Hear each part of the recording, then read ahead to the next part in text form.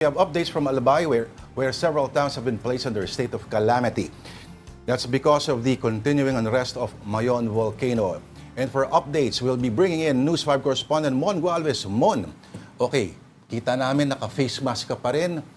Ang sitwasyon dyan, nadagdagan ba yung 8 bayan na nakalagay under state of calamity, Mon? So far, Lord Denise, nananatili sa 8 yung mga LGU na idineklara nga na under ng state of calamity. Again, i-rundown lang natin itong 8 na to.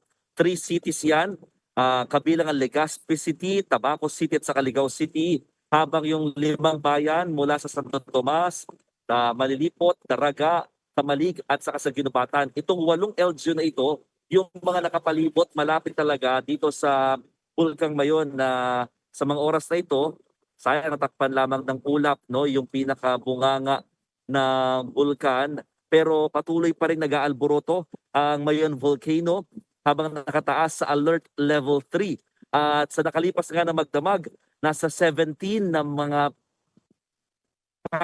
pyroclastic density current o PDC o yung tinatawag na uson ang naitala ng PHIVOLCS, no? Itong uson na ito, mga kapatid, ito ay very dangerous kapag na-expose at talagang na-trap ang mga residente sa loob nitong bulkan or sa area near the volcano. Kasi mabilis na ragasauyan ng mga pinagsamang abo, bato at gas, no, mula sa bulkan.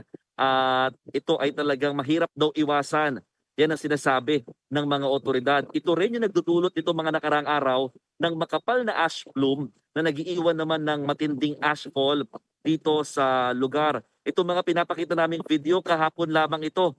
At talagang napakakapal pa rin at maladesyerto pa rin ang sitwasyon sa maraming bayan or maraming barangay rather ng Kamalig at Ginubatan na talagang binagsakan ng napakakapal na abo na yan, no? Nahihirapan silang linisin kasi nga kapag inaalis na yung mga nasa kalsada at mga nasa bahay, nagliliparan naman yung mga nasa mga puno at mga iba pa mga bubungan ng mga struktura, kaya bumabalik ulit, no, sa dati yung sitwasyon diyan sa mga inaapektuhan ng ashfall. So far, nakamonitor pa rin at mahigpit ang pagbabantay ng mga otoridad dito sa 6-kilometer permanent danger zone dahil talagang no human activity ang sinasabi ngayon ng mga authorities just for the safety ng mga residente. Mon, pwede mo ba kaming bigyan ng konting description? Kasi hindi mo na, mas bata ka pa masyado, I suppose, no, para abutan yung nangyari, yung abo mula sa pagputok ng pinatubo noong 1990s.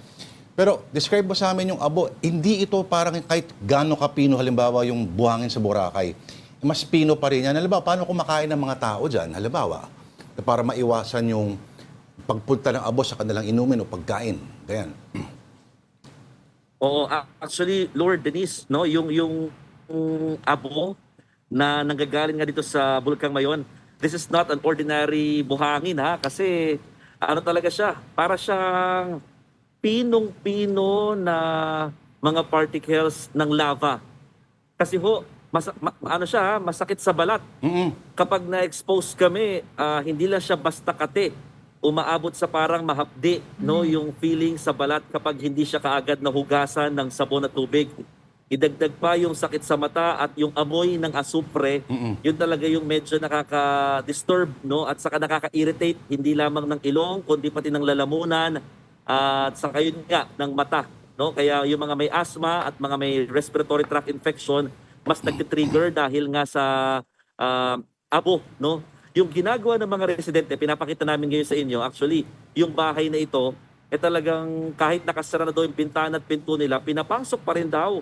Kaya itong mga kama nila, hindi na muna nila hinihigaan yung kwarto na yan dahil nga punong-puno talaga ng abo.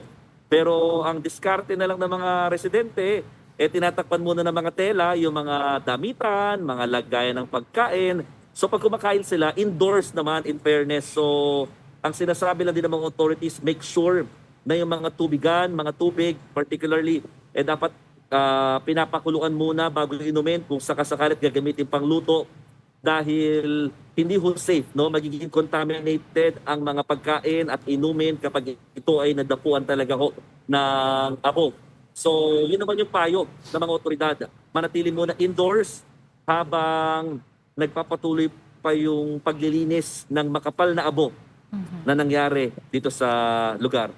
Singit ko lang ito daw volcanic ash ay composed of fragments of rock, minerals at pati na rin volcanic glass. So talagang Ay, masakit siguro sa kaya masakit. balat yan, Mon. Pero okay, matanong ko lang, Mon, ilang residente na ulit yung nailikas at nasa evacuation center at kamusta yung lagay nila doon? Sapat naman ba yung supply ng tubig, pagkain, gamot, etc.?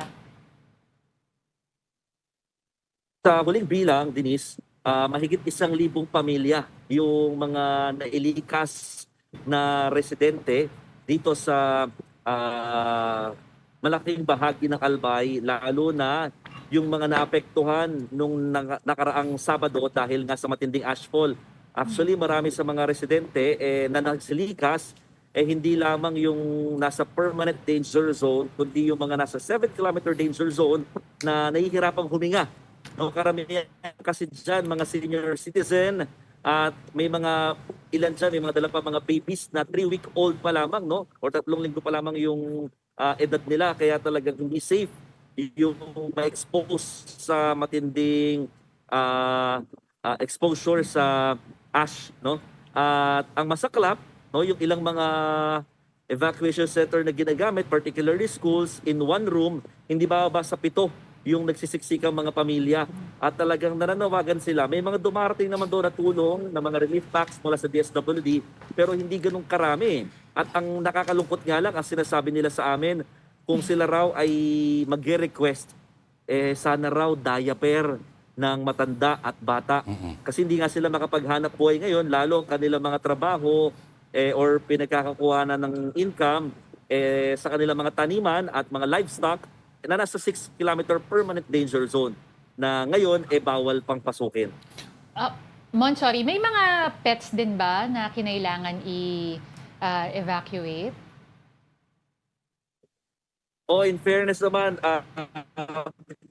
kasama sa nililikas no, yung mga alagang hayop at di talaga ito pwedeng iwanan. Yun din yung request din naman ng veterinary. Ang nahihirapan lang talagang dalhin yung mga cattle, no, mga kumbaga yung mga baka, kalabaw, kabeng, baboy. Hindi maisipan pa ngayon ng paraan kung makakasama ito sa mga evacuation centers dahil ang problema at concern naman ng mga residente ninanakaw daw yung kanilang mga alagang hayop. Kaya yun yung isa sa mga concern. Kaya mas safe daw sila or mas kampante sila na nakastay. Hayop yung mga yan. Mon, okay, sabi ng Philippine Satellite Imagery, no, ang area daw na covered ng ashfall dyan ay katumbas ng kalahati ng Quezon City. Ganun kalupit. Isa rin pinangangambahan ngayon, Mon Gualvez, ay pag medyo sumama ang panahon at pag umulan, paano naghahanda ang mga taga dyan sa posibleng ng lahar, daloy ng lahar pag umulan na? Actually, Lord, talagang parang nananalangin ang mga residente rito ng ulan. Kasi walang ibang makakalinis nitong mga abo na to, kundi yung buhos ng ulan. Lalo yung mga nasa puno at nasa mga bahay, bubungan ng bahay, no? Ang concern lang, wag daw sanang sobrang lakas. Kasi nga, ang resulta niyan is yung lahar, no? So, pero ang sinasabi nila, mas ready sila dito dahil meron naman silang pwede paglikasan. Ang nangyari kasi ngayon, like in Ginubatan, walang masyadong in-evacuate na residente kasi all the 44 barangays of the said town is talaga affected nitong ashfall. So kung ililikas daw doon sa isang barangay, ililipat lamang sa isang barangay, meron pa rin ash. Kaya ang kanilang concern, kung lahar man, may mga lahar-prone areas na may iwasan at may nilipat sila sa mga higher grounds. No? So, mas kaya daw nilang bantayan ito. Ang talagang nahihirapan sila ngayon, yung malinis, yung napakakapal na abo na bumaba 1 to 2 inches thick. No? Mon, sorry. Yung naipon dito. Sorry, the last thing you said was 1 to 2 inches thick. Tama ba? Medyo naputo lang.